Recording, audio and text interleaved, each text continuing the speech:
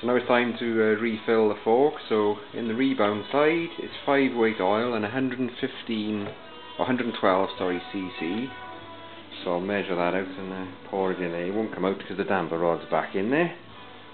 So here we go.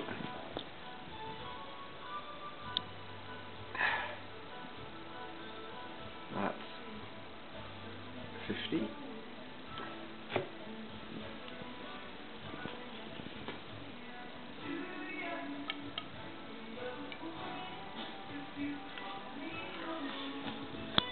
So now it's time to refill the fork. So in the rebound side it's 5 weight oil and 112 cc.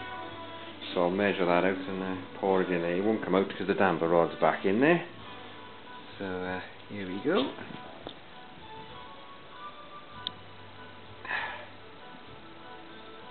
That's 50.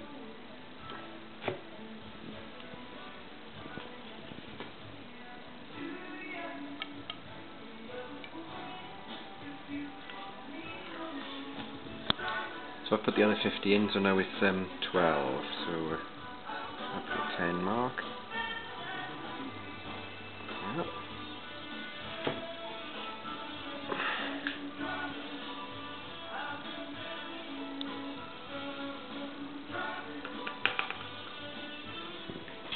Then the damper rod, or the compression bit goes in. Got to be careful not to damage it on the threads at the top.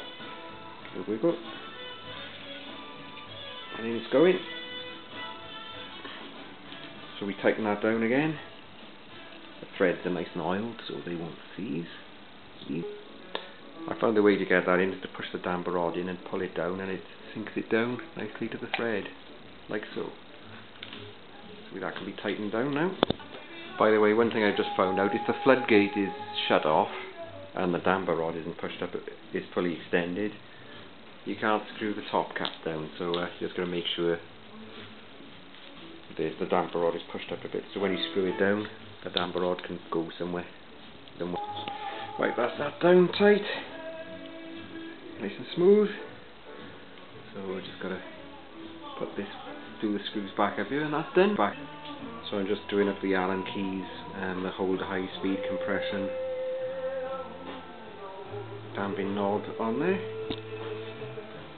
There's two down equally.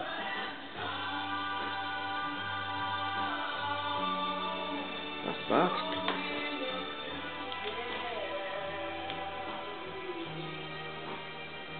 Yeah. Right, now it's the spring side.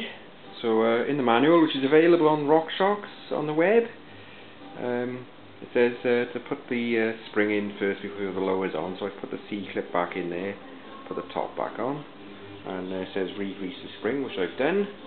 So that just drops in and you tighten it up. So in that goes.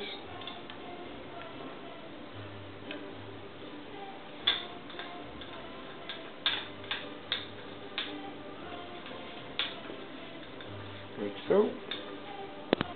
Right, I've given the seals a good wipe. They're not leaking, so if they leak we'll have to change them, but it's easy enough to pull them off. So I'm going to grease those now, and then they can be put on the lowers. So there we are. I don't know if you can see that, it's greased anyway. So on they go. Just make sure, once again, you don't catch the seals. Just a bit of wiggling, and they're on.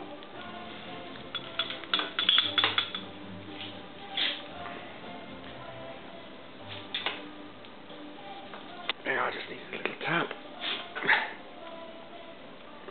and up they go. Right, so now I can put the balls in there. So what we've got is a little spring and a ball to give the détente feeling. So those you just put the space them equally in the holes drilled in there. Drop the ball in, spot of grease on them, and then the top cap goes on. Tighten it up, and you're done. Right, so the balls are in, 3 of them. So on the travel control knob goes, just turn it round until it drops on. Yeah, tighten it up and we're done. Now that's tightened up there now, nice and smooth. So next job is to put oil in the lower of the fork leg. So this time it's 15 weight oil and 15 cc of it. Why they don't use the same? Oh God only knows. Marzocchi managed to do it. 15 mil, whoa, 20 that is.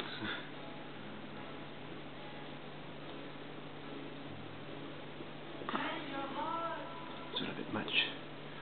This just splashes around and lubricates the bearing. There, that'll do.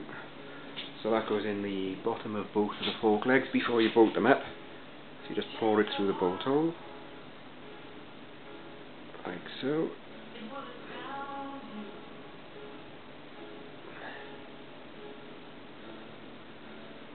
That's the one done. And that's the other one. In goes the 15cc. By the way, the cheapest place to buy the oil is your local motocross or motorbike dealer. It's like £5 for a litre, rather than the 15 quid for like a quarter of a litre they charge at the bike shops. Next is put the bolts back in the bottom of the shock. Obviously one of them has got the hole straight through it, which is for the rebound knob to go through. So that goes in the rebound side, so just push the fork down fully. Yeah, there's the thread, so that goes in.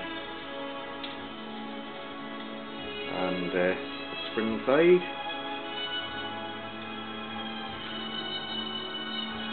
Bit of wiggling around. Tighten them up with the Allen key. So there we are. Tightened up. By the way, if they are hard to tighten up, just press down on the fork a bit and compress it, and it'll tighten it. It'll make it tighten up properly. There are nylon washers in there. I haven't replaced them because they seem in good nick. Again, it's easy to change if they do leak. So let's see what's left in the box of bits. We've got the rebound adjuster rod, needs a bit of a clean, and the bit to put the disc brake back on. Right, there's the rod, just giving it a light smear of grease, and I've greased the bottom there. This just pushes in, you twist it round, and then just clips on in place. There you are. And there you are.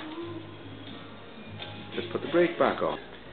So this is a post mount design, so what you do is put the brake on lightly so it's movable like that, put the wheel back in, there's the disc in, pull the brake on so that the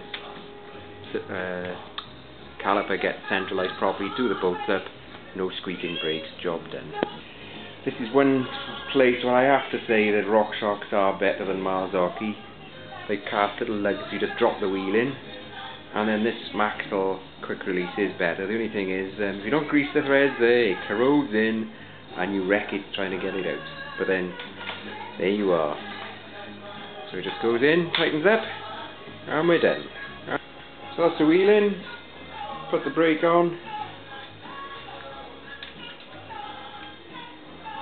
tighten up the disc, caliper,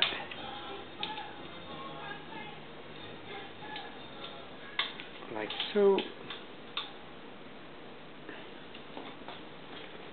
Job done. Just got to zip tie the the whole brake hose back into the fork. There. All done. Lovely and smooth. All ready for the tracks. So the Cove G-spots will be having a thrashing again.